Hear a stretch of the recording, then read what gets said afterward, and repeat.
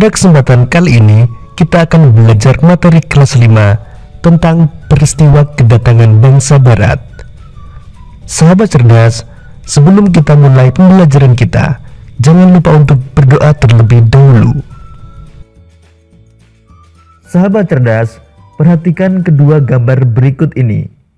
Gambar pertama menunjukkan buah cengkih sebelum dikeringkan, dan gambar kedua buah cengkih setelah dikeringkan. Cengkih merupakan salah satu jenis rempah-rempah yang begitu melimpah di bumi Indonesia. Melimpahnya rempah-rempah dapat meningkatkan kesejahteraan masyarakat Indonesia. Namun, rempah-rempah yang begitu melimpah juga membuat bangsa-bangsa di Eropa berusaha untuk menguasai perdagangannya. Sahabat cerdas, tahukah kalian mengapa bangsa Eropa berhasrat memonopoli perdagangan rempah-rempah? Bangsa Eropa berhasrat memonopoli perdagangan rempah-rempah karena harga jual rempah-rempah di Eropa pada waktu itu sangat tinggi. Seberapa tinggikah nilai ekonomis rempah-rempah di mata bangsa-bangsa Eropa? Harga rempah-rempah semahal emas. Masyarakat Eropa sangat membutuhkan rempah-rempah untuk industri obat-obatan. Apa hubungan rempah-rempah dan penjajahan di Indonesia? Jatuhnya Konstantinopel ke tangan bangsa Turki pada tahun 1453 menyebabkan bangsa Eropa mengalami kesulitan mendapatkan rempah-rempah. Oleh karena itu, mereka berusaha mencari sendiri daerah penghasil rempah-rempah dengan melakukan penjelajahan-penjelajahan samudera dan penjajahan terhadap negara-negara yang kaya rempah-rempah.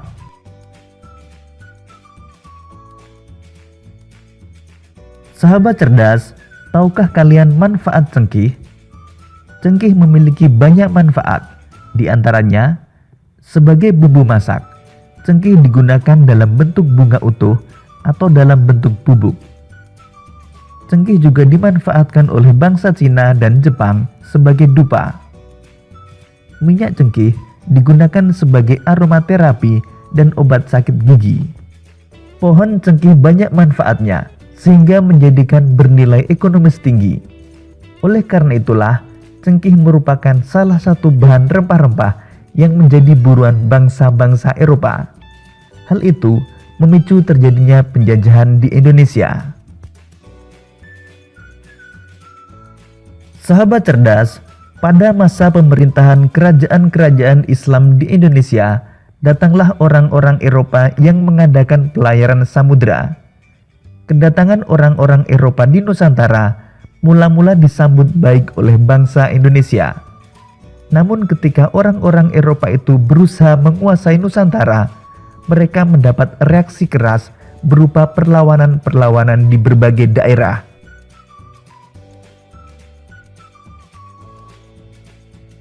Mulai akhir abad ke-15, bangsa Eropa berusaha melakukan penjelajahan samudera. Dimulai dari bangsa Portugis yang pertama kali mendarat di Malaka pada tahun 1511. Kemudian bangsa Spanyol yang mendarat di Tidore, Maluku pada tahun 1521. Kemudian bangsa Belanda pertama kali mendarat di Pelabuhan Banten pada tahun 1596.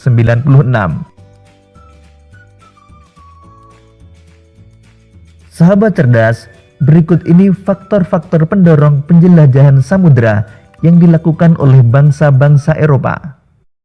Faktor-faktor tersebut adalah adanya keinginan mencari kekayaan atau goal, adanya keinginan menyebarkan agama atau gospel, adanya keinginan mencari kejayaan atau glory, dan yang terakhir, perkembangan ilmu pengetahuan dan teknologi.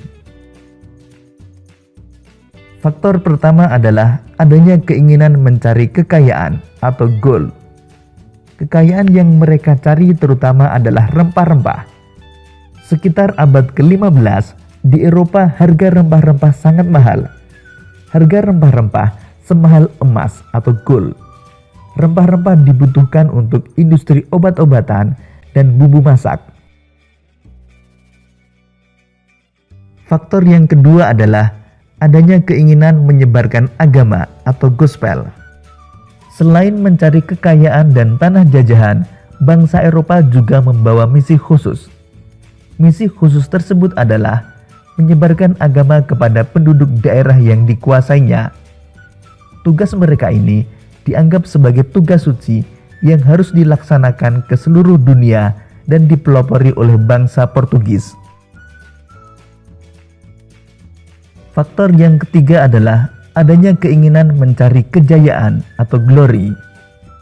Di Eropa, ada suatu anggapan bahwa apabila suatu negara mempunyai banyak tanah jajahan, negara tersebut termasuk negara yang jaya atau glory. Dengan adanya anggapan ini, negara-negara Eropa berlomba-lomba untuk mencari tanah jajahan sebanyak-banyaknya. Faktor yang keempat adalah perkembangan ilmu pengetahuan dan teknologi. Ilmu pengetahuan dan teknologi berkembang pesat. Contohnya, dikembangkannya teknik pembuatan kapal yang dapat digunakan untuk mengarungi samudera luas. Kemudian ditemukannya mesiu untuk persenjataan. Senjata dapat digunakan untuk melindungi pelayaran dari ancaman bajak laut. Selanjutnya ditemukannya kompas.